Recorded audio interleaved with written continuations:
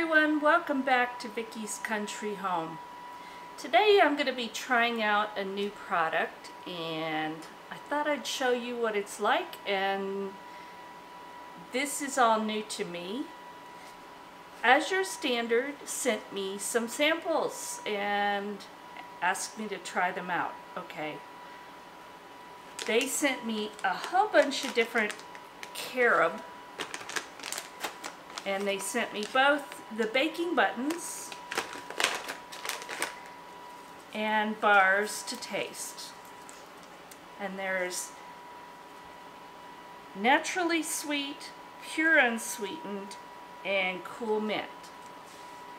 I've never worked with carob before, so this kind of threw me. So I had to go out and do some research on it, kind of learn about it, and then look for a recipe to use. So what I'm going to do, and I wish I had my chocoholic Shayna here, but she's been house and dog sitting, so I've put this off waiting for her, and I can't anymore because she's my chocolate person.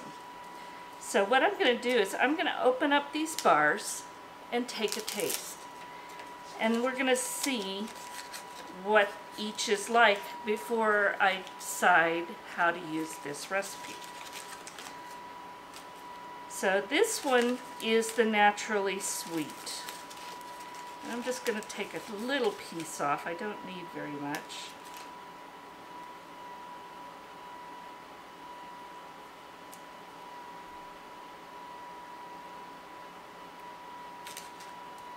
That's good.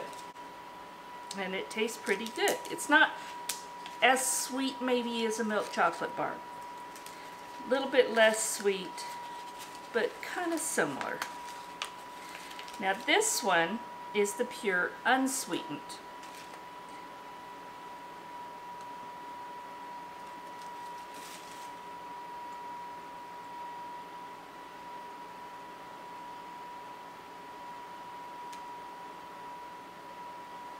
Maybe more like bittersweet or baking chocolate. There's no sweeteners, but there's just a hint of sweet to it. And this one is cool mint.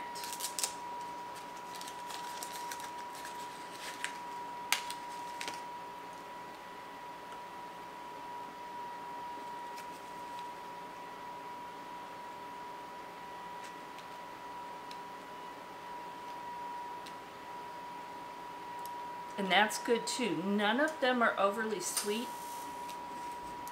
I can definitely see baking with any of these, kind of instead of semi-sweet chocolate.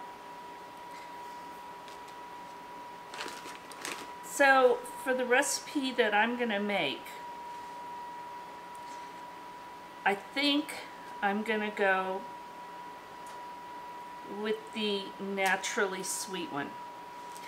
Just a tiny hint of sweetness in it. And this brand is Uncommon Pure Unsweetened Baking Buttons. And what it says is worth its weight in gold carob chips. That sounds wonderful. So this is all organic, non-GMO, gluten-free, and vegan. So that stuff all sounds good to me.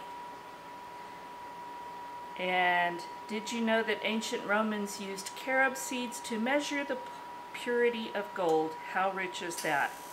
No, I didn't know that. So what this is, and I'm looking at their website to kind of get some information that is not on here. It says it's a new line of carob bars and chips with silky smooth texture and delightful flavor. So let's give this a try and see if all that holds true. So I'm going to use the naturally sweet baking buttons, this one. Move these others out of the way. And the recipe that I've decided on Again, I've never used it, so I had to go out and look for one to try it with. And I found this on cookpad.com/US/recipes, and this is chocolate chip peanut butter cookies. That sounded good, and it looked pretty good too. So that's the one we're going to try, using the naturally sweet. So let's get started. One of the things that I really liked about this recipe, besides all the flavors, because I like what I see here, but also that it's a very small recipe. So I'm not going to make this ton of cookies because we really don't need them. So we're just going to make some to try. Okay, what we're going to do here is take 1 cup of quick oats and add that to the dish. Add 1/2 cup of rolled oats, the old-fashioned.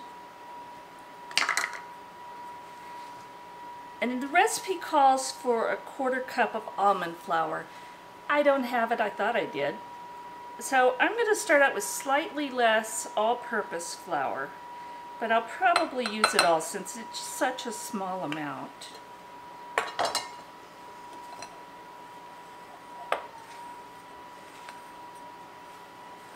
Just kind of stir those together. I think I'm going to go ahead and use, this was just under 1/4 cup of all-purpose unbleached flour.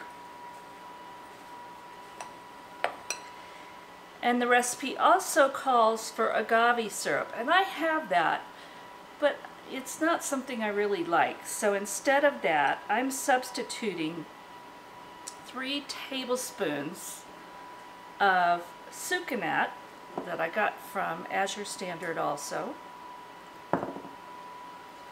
And this is the recommended substitution rate for granulated sugar or brown sugar. To me, it is just slightly less sweet, but that's me. The recipe calls for 2 tablespoons of the agave syrup. I'm using 3 tablespoons of the Sucanat. So again, I'm just going to stir that all in. Get it mixed pretty well. And then we're going to add 1/4 cup of the naturally sweet baking buttons, Carob. They're different from chocolate chips because they're kind of flat, but I think they're going to work fine. So stir those in a little bit. They're not going to stay mixed perfect, but just kind of get it combined. All right, now I'm going to add 2 eggs. I got a little bit of my oats in there. I don't think it's going to matter at all. 1/2 cup of nut butter, and I'm using peanut butter.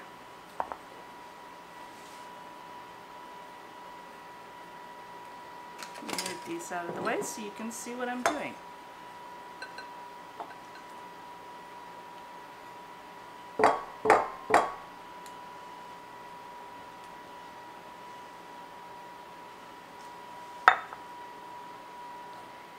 And 1/4 cup of honey.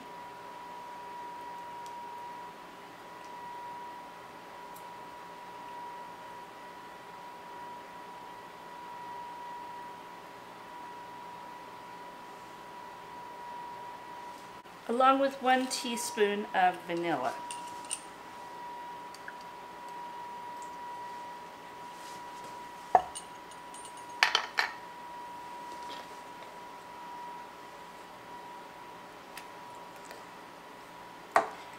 And we just want to get all this combined.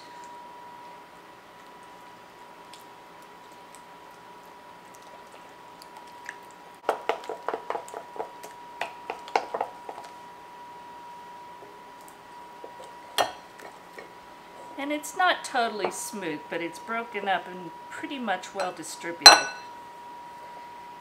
Now I'm going to add the dry ingredients. to the wet.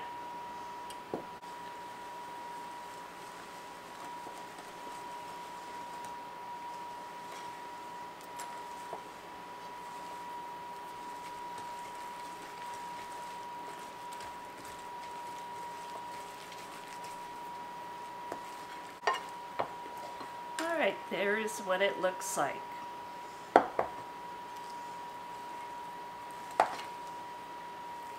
And again, this is a small batch, which is great for me because I don't want to make a ton. So now I have a baking sheet. I've lined it with parchment paper. And it doesn't call for the parchment paper, but that's my bakery background. I love using it. And it says to butter it. So even though the parchment is pretty much non-stick, I'm going to butter it because of the flavor. And anybody that's watched my baking videos, or most of my videos, I save my butter wrappers and I keep them in the refrigerator. So that when I need to butter something, no matter what it is, just pull one of these out and it's just a small amount and it does a great job with no mess. Alright, and then you drop it by whatever size cookies that you want. I'm going to make them, I think, fairly good size.